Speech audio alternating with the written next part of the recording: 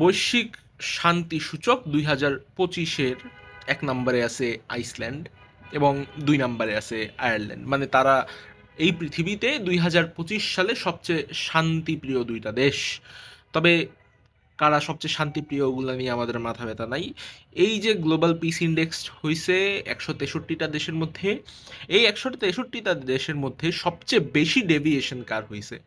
সবচেয়ে বেশি ডেভিয়েশন হইছে 123 নম্বরে থাকা বাংলাদেশের।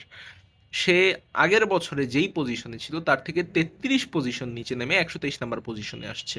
এই 163টা দেশের মধ্যে আর কোনো দেশ কিন্তু এত বড় ডেভিয়েশনের শিকার হয় নাই। তবে আমরা বাংলাদেশ নিয়েও কথা বলবো না, আজকে আমরা কথা বলবো 21 নাম্বারে যেই দেশটা আছে।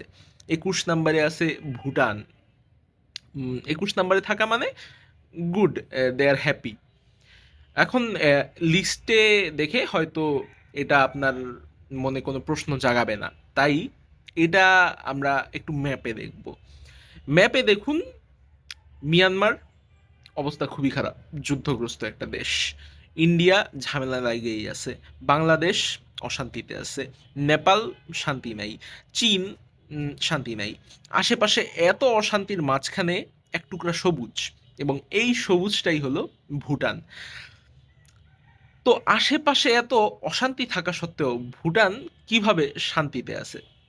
ওয়েল, এটার উত্তর যদি আমরা দিতে চাই তাহলে তাদের একটা ন্যাশনাল পলিসির কথা সর্বপ্রথম আমাদের বলতে হবে।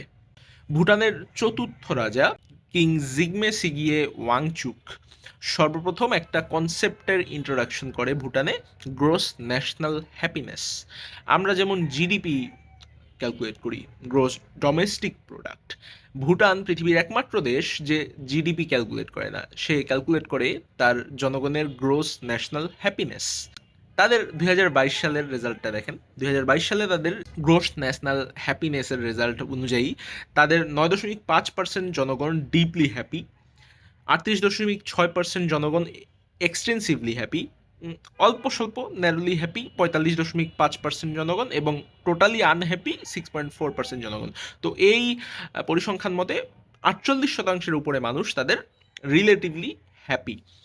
তো এই যে সূচক, এটা দিয়ে কি হয়? এটা দিয়ে তারা বোঝে কারা আনহ্যাপি, এবং ওই আনহ্যাপি হওয়ার কারণটা তারা খুঁজে বের করতে পারে এবং ওইটা নিয়ে অ্যাকর্ডিংলি অ্যাকশন নিতে পারে।